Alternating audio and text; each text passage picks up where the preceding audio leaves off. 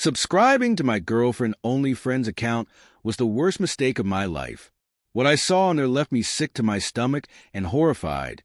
I admit it, I am a simp, and no, I am not proud of that fact.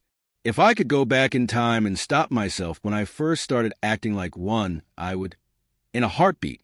But I was a horny little goblin back then, and just the tiniest bit of attention from a woman was enough to fry my brain. In my defense, though, she was absolutely gorgeous. Brown eyes that twinkled mischievously, plump, kissable red lips that parted to reveal white teeth like perfect little sugar cubes, and dark hair that gently tickled her shoulder blades. Her dresses clung to her like they couldn't get enough of her body, and I understood why. She had just the right amount of curves in just the right places. I wanted to sink my teeth into them. Just scrumptious. I couldn't believe when she smiled at me.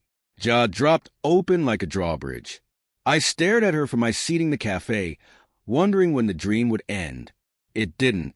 Not even when she got up and click-clacked over to me, her heels making her hips sway hypnotically. She slipped into the chair in front of me and asked whether I was staring at her. Dear God, her voice. It was like she was pouring Vector into my ears. I shook my head like an idiot. She laughed. And it was music, like birds singing an ode to the falling leaves on an autumn morning. Cute, she said, and bit her bottom lip. And that was that. One meeting. And she had me wrapped around her fingers. To say that our relationship was a whirlwind romance would be an understatement. It all feels like a blur to me, like the view inside a train that is zooming past yours in the opposite direction. I had no idea how she so quickly wriggled her way into my life, settling in like she had always belonged there. I felt like God himself was smiling down on me, and not one to spit on my blessings. I agreed with whatever she suggested, unknowingly losing myself in her piece by piece. I changed my dressing sense for her, dropped my childhood friends like the dead weight that they were, quit playing video games because it is a child's hobby, not something a grown man in his mid-20s should ever waste his time with. I sold off my G.I. Joe collection, got a job I hated, bought a car that was too expensive, and took out a loan for a house much bigger than we could have possibly needed, and added her name to the fucking deed. All to please the pert little succubus. At least the SX was heavenly. So heavenly, in fact, that I didn't even protest much when she told me she was going to start an OnlyFriends It'll Be Good for Us, she said, flashing her slender wrists at me, making my heart melt. We need the money, babe. Besides, they only get to look. Only you can touch me. I sighed, loosened my tie, and grunted. Just don't tell me what you post on there. I don't want to know. She filled with joy and jumped on my lap, reminding me why I was putting up with all this shit in the first place. That's when things started to go wrong. Terrible, horrifyingly wrong. I would wake up from nightmares I could never remember, more exhausted than I had been when I crashed into bed that would get soaked to the wood with my sweat. My friend, sleeping longer, but had absolutely no energy during the day. My skin was losing its color. My eyes had dark circles deep like gorges, and my hands would tremble with weakness. At first, I chalked it all up to stress. I was overworked, without friends, stuck in a superficial relationship, and burdened with staggering financial sensations. Of course, my body was finally starting to give out. I wasn't a machine after all, was I? But then the bruises started to appear. On my hands, thighs, back, knees, elbows, my body was being dotted with these little red marks that would inexplicably appear each morning, and they were like the bite of a fire hand. She had no clue what was causing this, but I did. It all began with that damn OnlyFriends account, and I knew I was going to get my answers there. I quickly set up an account and subscribed to hers, but to my utter disappointment, there was nothing out of the ordinary there, just lingerie pictures, a couple full-body nudes. That's it. Nothing that would explain what I was going through. This was because she had another account under a pseudonym, one that she never told me about. Thank God for my connections in the IT sector. I was only able to track it down, thanks to them.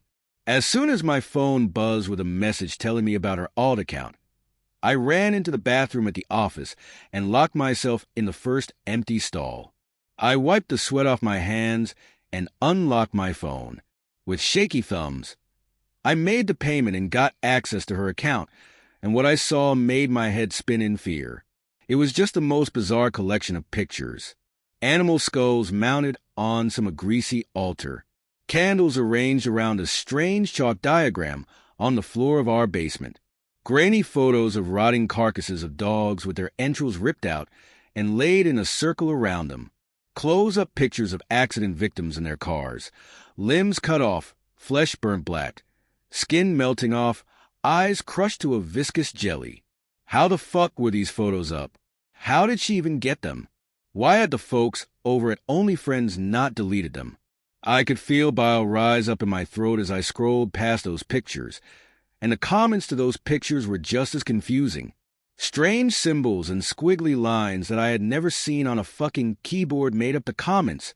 All of them. Hundreds of comments. All in what seemed to be a completely new language. But what terrified me the most were the videos. A primal terror clutched in my chest as I watched those videos. Unlike the pictures, she started in each and every single one of them. As did I. Some of them were innocent enough. They'd start with her holding the camera and pointing it at her face. She would bring it closer and closer to her mouth until her blood-red lips were almost touching the lens, and then she'd start whispering. I plugged in my earphones and turned the volume up to the max to hear what she's saying, but it was utter nonsense. I couldn't make heads or tails out of it. It sounded like no language I had ever heard, yet scared the shit out of me. It was like she was running her tongue around inside my ears, threatening to condemn me to a fate worse than death. She would then walk and come stand over my sleeping form. The video would now speed up, and she would stand over me for hours. For fucking hours as I tossed and turned, tormented by my nightmares. She would stand over me, pointing the camera down on my face. I took a second to calm my heartbeat, which thumped against my chest, my ears, and my temple before moving on. Another video. This time, the camera was set up on a tripod next to my bed. She was there again, hunched over my sleeping form. But this time she didn't just watch. She bent over, splayed my forearm out, and drove a little needle into it, quickly licking the drops of blood that bubbled out before turning and grinning at the camera, the greenish night vision making her eyes gleam. I gasped and almost dropped the phone. There were so many of these videos, her injuring me, licking the blood off, and then grinning at the camera. Literally hundreds of them, all with the same script. And then I moved on to the most recent video. The screen flickered to life, and our basement came into view.